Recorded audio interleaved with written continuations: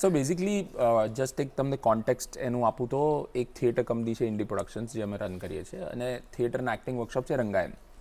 So Rangayan means your first step on the stage, રંગાયન.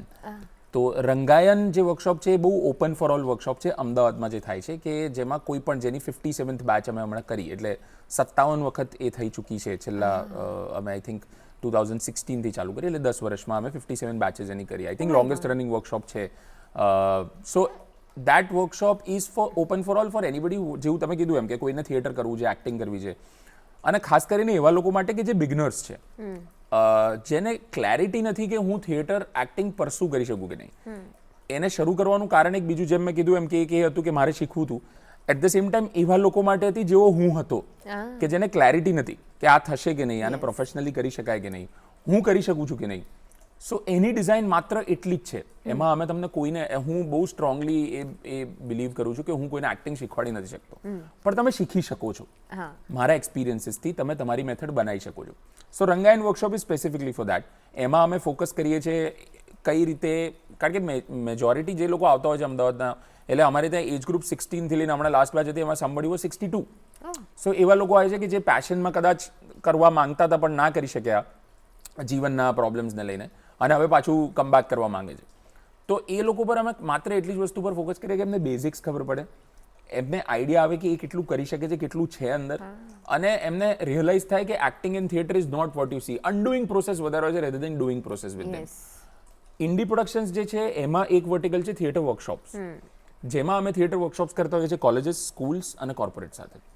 સો અમદાવાદની almost 12 થી 15 schools છે જ્યાં અમારું ટાઈપ્સ છે, કે જ્યાં આગળ અમે લોકો એઝ જેવી રીતે આપણે ડ્રોઈંગનો ક્લાસ હોય કે મેથ્સનો ક્લાસ હોય, ઇંગ્લિશનો ક્લાસ હોય, એવી રીતે થિયેટરનો ક્લાસ હોય, તો ત્યાં પણ અમે લોકો કામ કરતા હોઈએ છીએ. ઘણી જગ્યાએ હું જોઉં, ઘણી જગ્યાએ મારી ટીમમાંથી કોઈ જાય.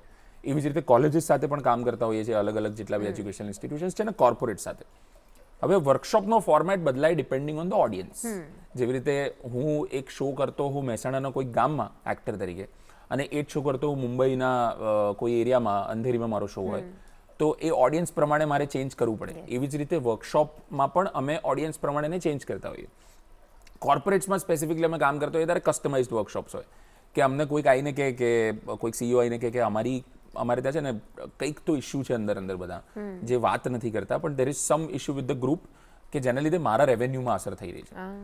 સો then I use theatre to kind of workout activities, કે જેમ કે એક ઇમ્પ્રોવ એક્ટિવિટી એવી કરી મેં એમની જોડે, આખો દિવસ કામ કર્યું, એન્ડમાં એક એવી ઇમ્પ્રોવ, અને I am saying this out of, એટલે આવું થયેલું છે. હું એક્ઝેક્ટલી એ જ વસ્તુ, હું ઓફકોર્સ કંપનીનું નામ નહીં લઈ શકું, પણ મને ત્યાં આગળ ઇમ્પ્રોવમાં રિયલાઇઝ થયું કે બધાને પ્રોબ્લેમ ઇન્ટરનલી નથી, સીઈઓ સાથે છે.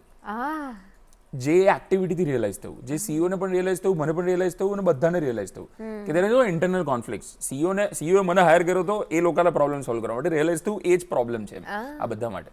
And there was a very healthy interaction around it and that got resolved slowly and gradually. સો કોર્પોરેટ્સમાં અમે આ રીતની વર્કશોપ્સ કરતા હોઈએ.